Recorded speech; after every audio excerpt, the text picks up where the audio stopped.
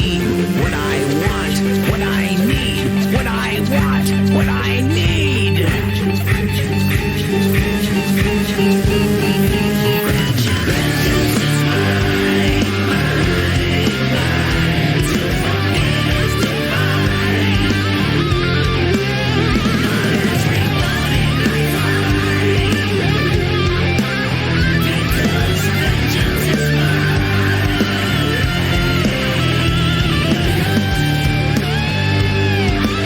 Hi, welcome back. I think that's such a cool part to the song, just the quiet build up with the vengeance, what I want, what I need, and then just hammers back to the chorus, right? Good stuff. But of course, 2008, and it's crunch time, right, for these album reviews. 2008, Alice Cooper, Along Came a Spider. We are back to this villain macabre appearance and even song choices as well that he sings throughout this album. I'm going to say right now, not musically, but song for song to a concept album, I think this is his strongest sense from the inside. You know, song for song wise, creating a concept is I'll put this right next to from the inside. But the album cover itself, terrific, menacing as all hell. Just what's cool about this is that obviously he's decked in white makeup, but the way it connects with the black makeup of his eyes, it makes it look like it's carved in. And there's a photo in the booklet that I'll show you soon to where it really gives that appearance that, you know, it just got like a knife and just carved it in. It just cool stuff. And then the backside, he's got a little, knife or whatever pick that's got like a fly on it, and there's the songs there. I had there's actually a couple of comments I want to talk about. One was somebody was talking about this album, and they didn't really care for the production at all. I think that's kind of like the general consensus with this album is that, the production could be a lot better. I would agree with that as well. I think some songs can be elevated in terms of more strong sounding or, maybe a better mix here and there. His vocals, I don't think are as terrific. It gives the appearance that he made this album like right after a tour. But he still sounds pretty good. I'm not going to lie about that part. But there's an album that I have that has terrible production, terrible mixing that I still really enjoy, and that's AC/DC Fly on the Wall. There you go. Even count that as a horrible album cover, but I don't think AC/DC really has the best album covers, right? But in any case, so that was that one. And the other one was somebody who's going to see Alice Cooper live soon. I've seen YouTube videos of his tour that's going on right now, and he sounds great. I mean, obviously he has before, of course, but he looks good. He looks like he lost some weight, and he sounds terrific. The stage and everything that's going on, it's all fun. Obviously it will be, just all like the props and stuff. It's great. Ace Frehley, on the other hand, I found this video that might explain it. Yeah. But hey, I'll be there for Alice Cooper. I love Kiss, I love Ace Frehley, but I don't think it really sounds that good. But in any case, when you open up the album, you have this. So this right here, this is important because I have heard some reviews saying that they were quite upset that it is Steven at the end. That will indicate that you listen to like on YouTube. Because the booklet tells you that it's about Steven, but if you just go in for the YouTube and like you didn't know, I guess like the history of the album, then like that surprise really would hit you at the end. And obviously I can understand why people would be upset at it being Steven, kind of redundant, beating a dead horse and stuff. Which got me thinking, like, how many times does Steven actually appear? And it was like, welcome to my nightmare, goes to hell. Kind of, it's just on the album cover and like the record sleeve. And then the next time you hear him is Hey Stupid. And then you got a whole album with Last Temptation, which I'll be honest, if you didn't know it was about Steven, you wouldn't even think at all. This is probably like the prime example. If you're an Alice Cooper fan and when you think of Steven, that this would come up. But in any case, that's what I wanted to say. I still think that's pretty cool. But then when you open it up, you got some more drawings and stuff like that. So you got Alice when he was younger. So the whole premise is that there is a serial killer named Spider, who obviously is Steven, and he takes victims, so 8 victims, he wraps them in silk like spider webs. But before that, he cuts off a leg from each victim, so you got 8 legs, and then he gets a body so that he can make a spider. I'm going to tell you right there, that's probably the creepiest album or story that he has done. But yeah, I mean, it's all good stuff. And the booklet here that comes with it is right there, obviously Alice like reading you a bedtime story for Long Came the Spider. There's the backside to it, and this stuff has a lot of great pictures to it. Really does give you, a visual storytelling. But the thing about the character is that everything's going fine for him. He's got all his victims. Oh, this was the one I was thinking. That mugshot right there, where it definitely looks like it was carved in, right? So everything's going right for him until he finds his 8th victim that he has compassion for, and he lets her walk away. Obviously, she then notifies the police or something. Something happens to where his plan gets foiled because he loves one of his victims, and then he gets confiscated and they find his diary, which gets talked about in the beginning, and then he mentions it at the end. And so he's locked up in this asylum, which you guys saw in the video. And that's the end right there.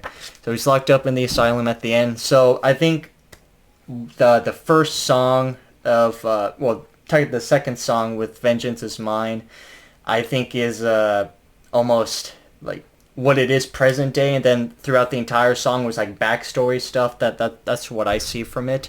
But in any case, Alice Cooper, Along Came a Spider. There are 11 tracks to this album, and let's get started. So you open up with, it's called a Prologue / I Know Where You Live. So it opens up with this almost like a detective talking to like a phone, almost maybe like a tape machine, and she's talking about how we found his diary, and that about all of the murders he has done. He's got this insane fantasy, and it was going all well for him except for one thing, and then the line "one thing" just gets distorted and lowers, like wondering, and then the riff comes in. It's pretty distorted sounding. And then the drums, the drums do show their presence. I think this is one song that the drums, maybe could have been a little in the back seat a little bit.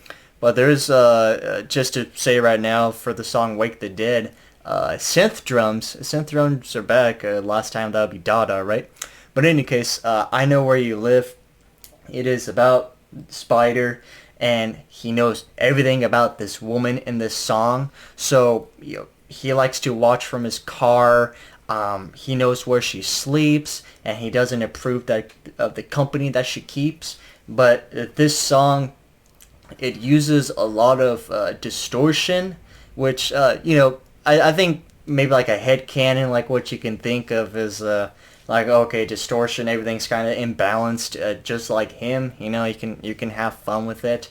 But so when he talks about doesn't approve of her company, he knows like when she's at work, so that he then enters her house and he goes through her rooms, her bedroom.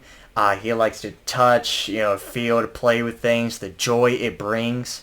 And then that's when like the chorus kicks in. The claps, I feel, are a little outdated. You can kind of tell when you hear that. It's like, okay, that's kind of 2006 to 2010, that type of stuff.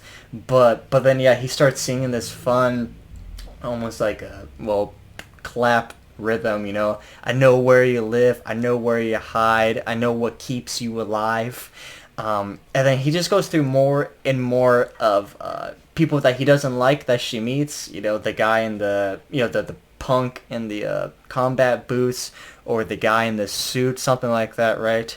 And then he just keeps singing, well, for those two guys, he's like, hey, I don't like them, and you're not going to see them much sooner. It'll be a quick but painful death. And then, of course, he comes in with the chorus again, you know, I know where you live, I know where you hide, I know what keeps you alive. Who you know, where you go, where you're spending your nights. So no matter where you go, he's behind you, which is a concept on some of these songs. And then it kind of morphs into this soft-spoken, low tone of I see, I feel, I watch over you. And then towards the end, when he's singing about how when she's sleeping, he likes to play with her hair while she doesn't know. So he's a complete creep, to say the least. But I know where you live. It is a good song, which then transitions into what you guys heard earlier, which is Vengeance is Mine. And I'm just going to say right now on the music video, Slash t-shirt approved. And also, throughout the video, because it's Vengeance is Mine, I'm blanking on it right now, but there's a couple other songs that get played too. But at one of the parts when he's strangling the lady, you can see right here on his leg is the Special Forces logo. And when I saw that, I was like, thumbs up, I approve of that. You know, it's a nice little callback, of course, to the Special Forces days. If only we can get some songs live from that album, right? But in any case, with the song Vengeance is Mine, of course, you know, Slash is being Slash, you know, God on a guitar, and you just got the insane intro. And then Alice comes in singing how they hated every part of him, but they expected for him to forget it all. And then they try to bury him, but he survives it every time. And then he gets kind of pissed. Well, he's pissed throughout this album, but he just sings about how he's been convicted of every crime, silently doing time. But when I get out of here, I want to make it clear.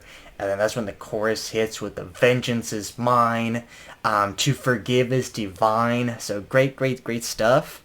And then he sings more again about just this sort of, you know, hell that he's going through in this asylum, even though that he's inflicted hell on a bunch of other people.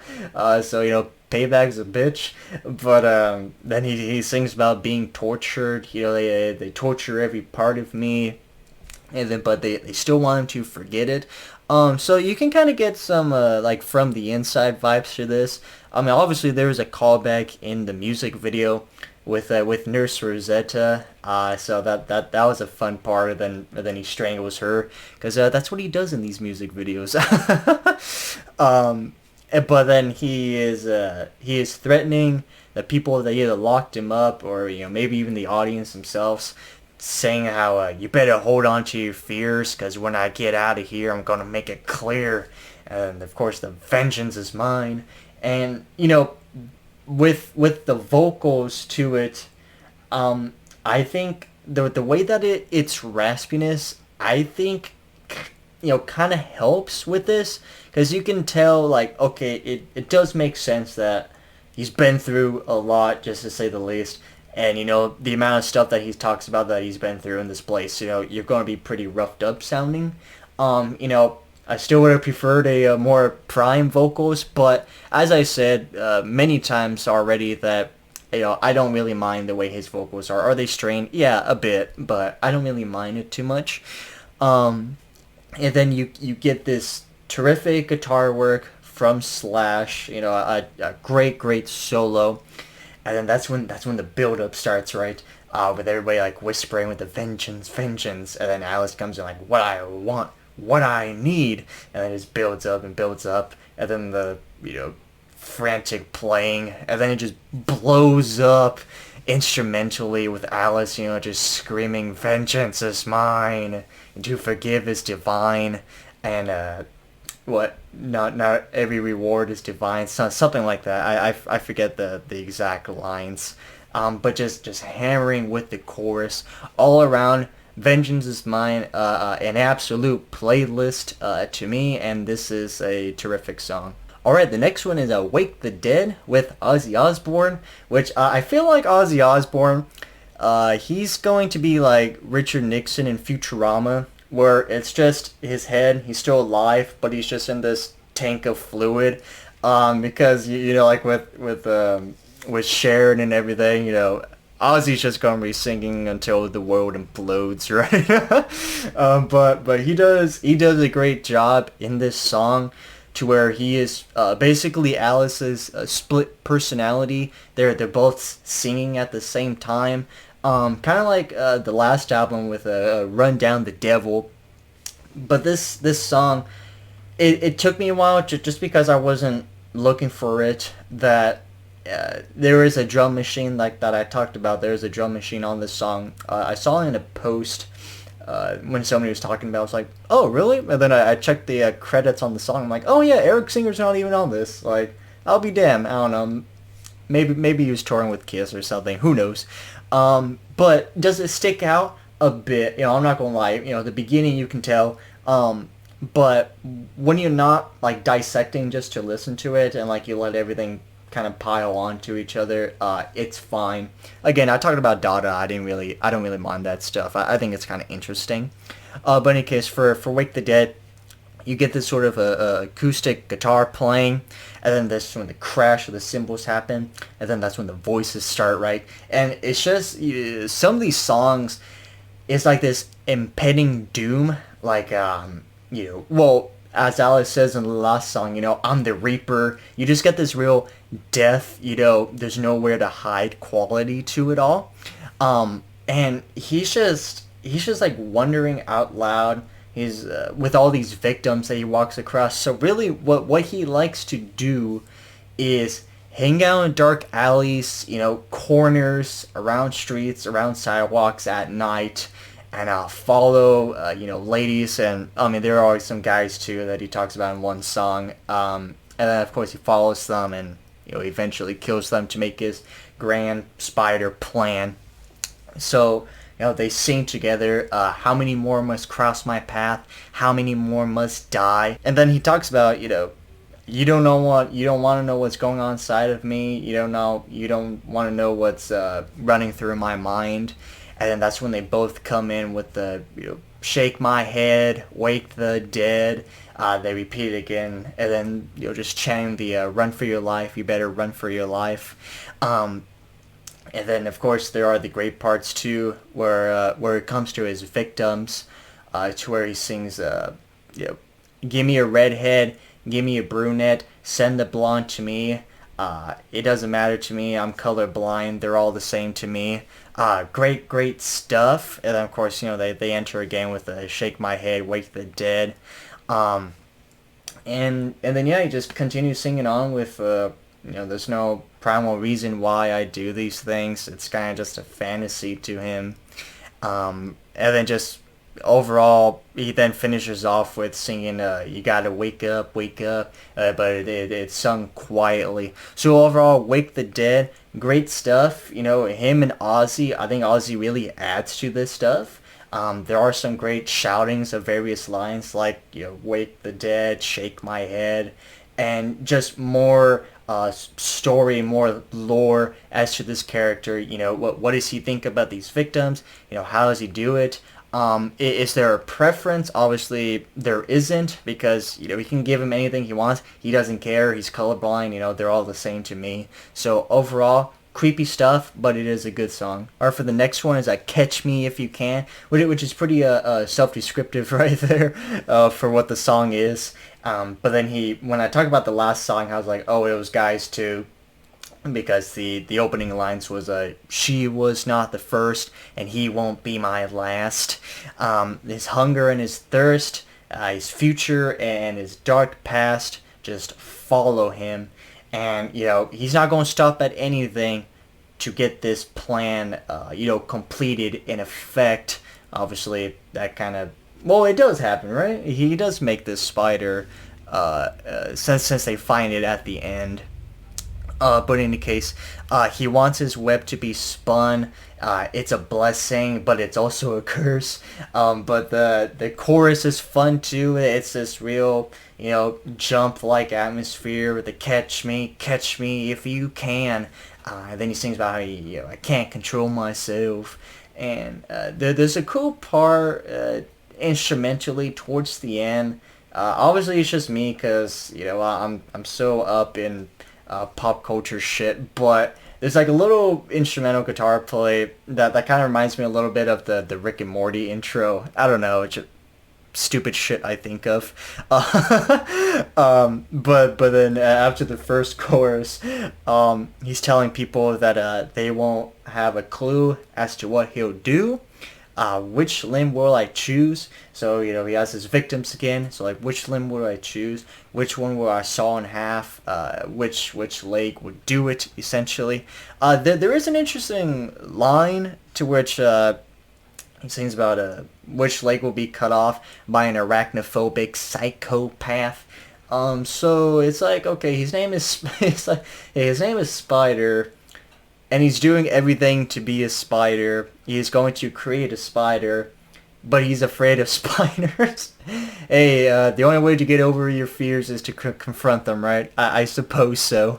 But throughout the song, he continues on with more about he's saying he can't control himself. Again, like how we talked about before, it's almost it's just like a part of him, so some normal everyday occurrence, activity that he does.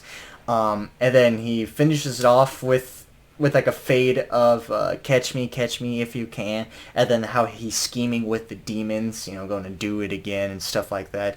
I would say like a lot of these songs are pretty simple to the point to where it's like, here's the story in like 3.5-4 minutes. Just enough to understand, and like the last 20-30 seconds might just be finishing off a line or two. So if I'm not really giving a whole lot to a song, that's just because and I hope I'm not really padding shit out, but in any case, catch me if you can. Descriptive, as I said, to the point itself, but it's a good song. Alright, the next one is In Touch with Your Feminine Side. So this one's actually kind of interesting for wordplay. Which she opens up with you got scar, you got chased in your face, scar in your hair, rock in your walk. So again, it's more of it's kind of like he's singing it to his victims as they're dead, which he does in some of the songs. And then he opens up again with stop running, stop hiding, and there is a pretty good line with it's your world, but it's my street. So it doesn't matter how much you own, what you think of yourself. At the end of the day, when you're on this street, you're with me, and I'm gonna get you type of feel to it. And then you get this nice sort of, it's kind of funny, it's which is good, there's like this real juxtaposition that goes on throughout this album to where there's sort of this like beat clap like quality, kind of like a fun singing, come on baby, come on over baby, even though that obviously she's going to die and stuff, so it's pretty cool stuff with the way, I mean, obviously Alice made the definition of juxtaposition, it's in the name quite literally, right? But it is fun little stuff. And then he sings more about her appearances, to which he says her scars are like stars to him. She has sin, S-I-N, on her skin that she bites through the night. So obviously, she was trying to, at least how I see it, she was trying to fight her way out of here. Because in a later song, he describes how he gets some of these victims as opposed to just, hanging out on the street. He does some other stuff too. But then like he repeats the line saying that she looks so good, you look so sweet, come on baby, come on over baby, and then repeating the lines, it's your world but it's my street, come on baby, and it ends with the woos, like a woo woo. It's almost like a train conductor woos, which is also on some of these songs, which I think adds a nice taste to it. But In Touch with Your Feminine Side, again, short, sweet, simple.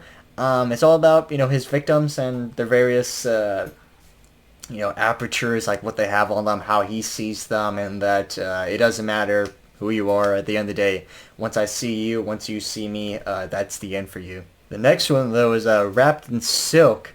So the intro is a little bit like the song Domino by Kiss, which I made a reference to on some song on some album review. I just remember I did talk about that. Then I went back and listened to the song. I was like, oh yeah, I can kind of see it. I don't know, any case.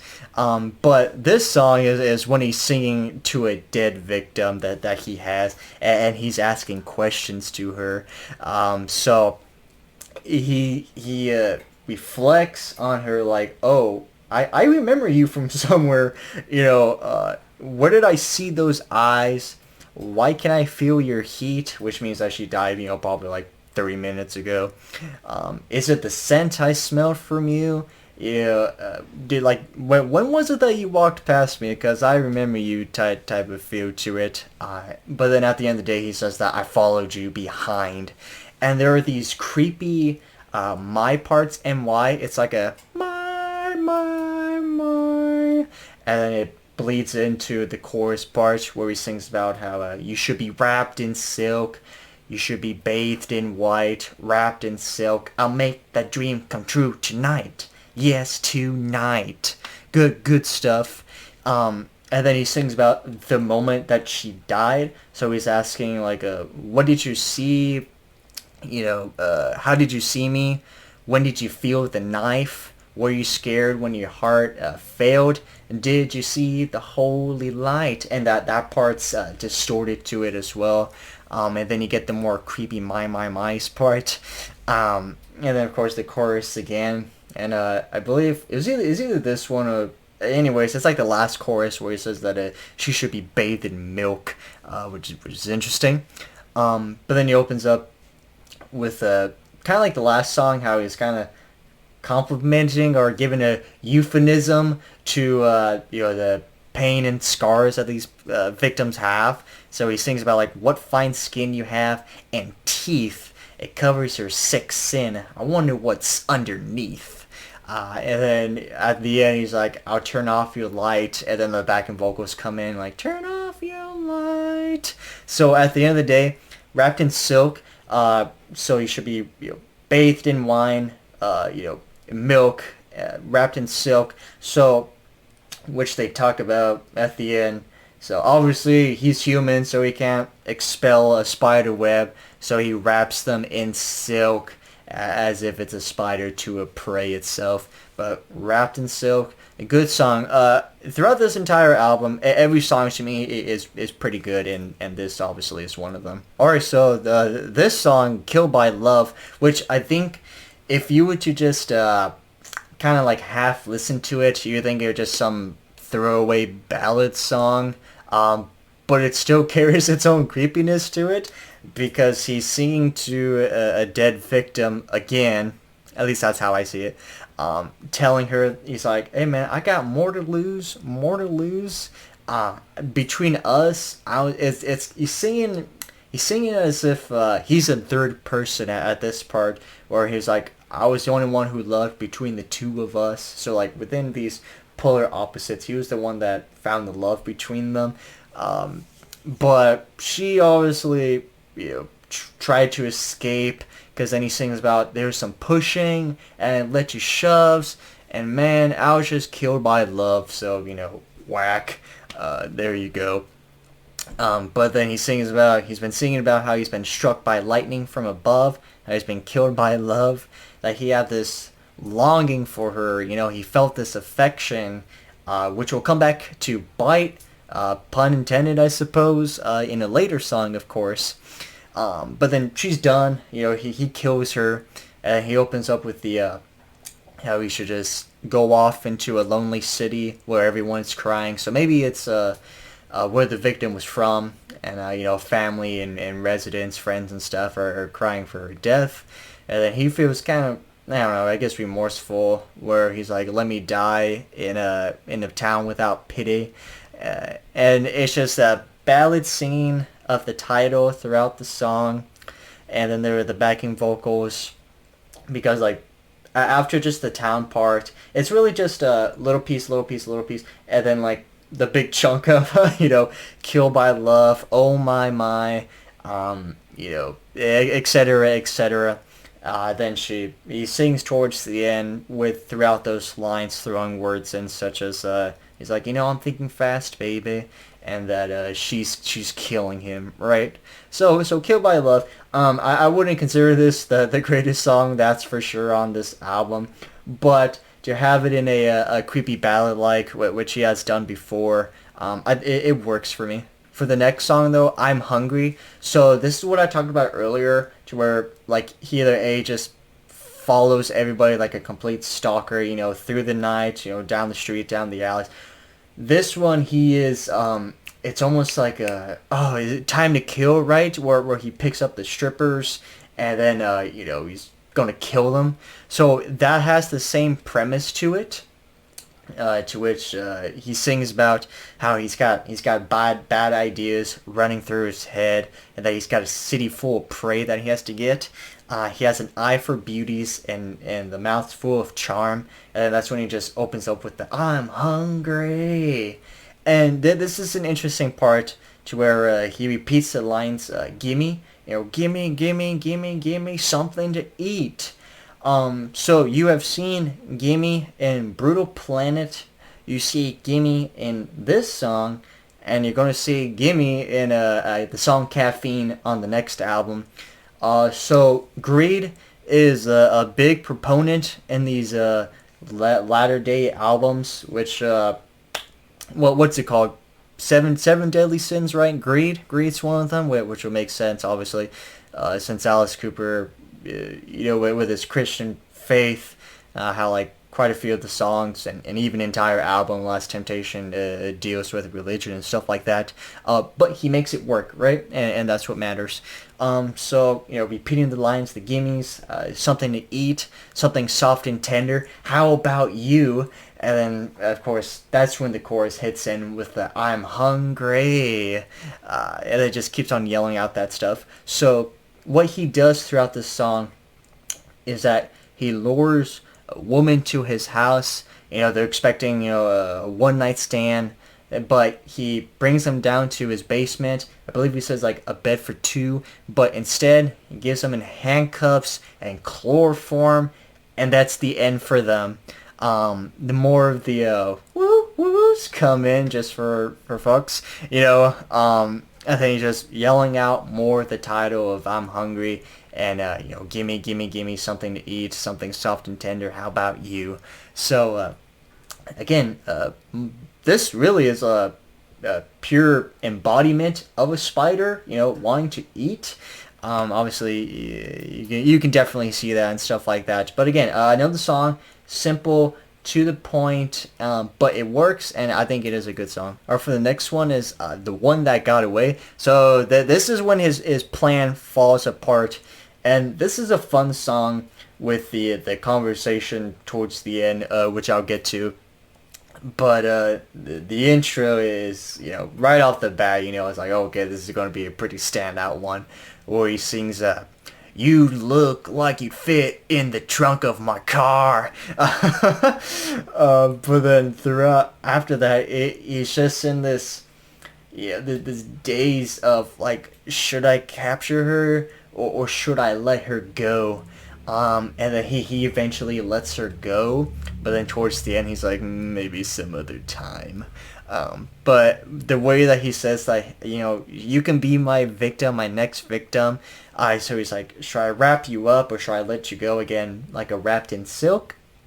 But he's he's upset that he's feeling this way because he sings that he knew this day will come. He just didn't think it would be today, which all of us can sympathize, not sympathize, but have a similar mindset when it comes to something, right? Like, oh, I knew this was going to happen. I just didn't think it's going to be today, right? But then there's a line here that how it's sung, like "the one that got away, away, away. That reminds me. It reminds me of Nirvana. I don't know, that's probably just me, but in any case, it was cool to hear. But he then sings about more ways he can just dispose of her. So he's like, I can feed you to the sink, grind you up and make you disappear like you would never hear, right? and he's having to think because all the voices are telling he's insane. I didn't want to do it, but I had no choice, stuff like that. And then that's when this conversation between Alice and the victim, but it's throughout. It sounds like it's a telephone conversation. Obviously, it's happening in real life, but the way that the vocal filter is, it's like you're hearing it from a telephone. So Alice is like, "Oh hey, my hands are full. Can you help me open the door to my van?" And the lady is like, "Oh, sorry, I just broke my nail. I can't even hold my car keys. Oh, psycho." And then Alice is like, "Must be your lucky day." So then he then ends off. He's just even more pissed. He's like, "God damn it! I knew this was going to happen. Just didn't think it was going to be now. Should have let you walk away. The one that got away." And then he finishes off with, "Hey, maybe some other time, right?" But at the end of the day, this is a fun song, and obviously, like I've said before, beating the dead horse, it is a good song. Alright, Salvation. Speaking of Alice's Christian faith, right? But this, it's not so much I don't know how you would call it, like kind of a spewing of faith itself.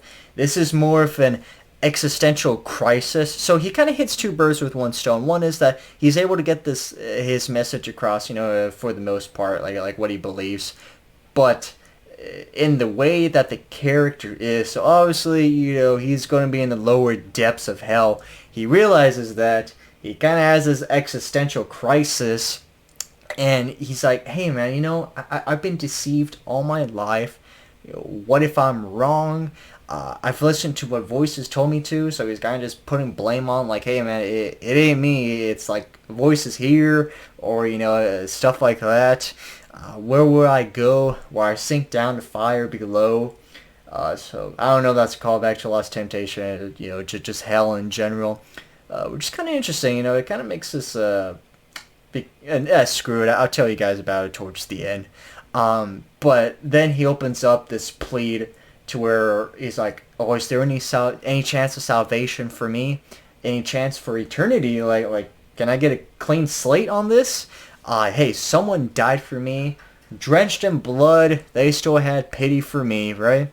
And then he gets this real nice ballad opera-like with the singing of salvation.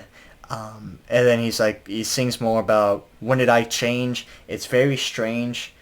Something in my heart and soul is very new, but very old." So that's a pretty cool line right there, and that he can feel this heavy burden lifted. So it's like, oh, it's working. I feel salvation. I've been spared. Forgiveness to it all, and then he's just going to turn around and probably kill somebody else, right? But the song ends with the chants of salvation, to which it's like broken up to like three parts. So it'd be a salvation. It does that 2 or 3 times to it all, but then it ends right there. But this song itself, pretty good stuff. Obviously, it's kind of like a 180 from everything that we've heard before. But I think it fits with the narrative. This person that realizes, hey, obviously the shit that I'm doing in the afterlife is going to be looked on, it's going to be judged on. I'm going to go down to hell for this. Let's see if I can get out of it somehow. So not the greatest song in my opinion on this album, but it still works. Alright, to close it off though is I Am the Spider / Epilogue. So you get this heavy riff, and this song, it is like it's a dark alley and he's just walking towards you. The way the riff is, and that the way he sings it, to where it's like there's nowhere to run, there's nowhere to hide. I'm the Reaper, literally, right? That he talks about. Here comes this death feel to it all. Good stuff. But he just sings about who he is, give or take. Choice like, I'm your lover, brother, killer, friend, teacher, preacher. We got this real rhyme game going on here. But then he just bleeds out, I'm the Reaper in the end. And just blows up with the, along came a spider, spun his web deep inside her. My darkness will guide her, right? Just creepy stuff, crept up beside her. Just dark stuff. And there's multiple people singing the line, I am the spider. So, it's kind of interesting. So you got a killer that goes out, killing people. And you got this he's locked up. I don't know if you know where I'm going, right? And he's got this obvious split personality between Steven and Spider. So, where have we seen those four things from? The Dada album. I'm not saying this is connected at all. I'm just saying you can make some connections between these two albums, just on that stuff, right? But in any case, that was my little 2 cents there. And then he enters back with the rhyme game with you're my sinner, you're my dinner, my little puppet, let's pretend. You're the cure to my addiction, my affliction, in the end. And then he blows up again with the chorus itself with I'm the spider, he crept up beside her, spun my web deep inside her.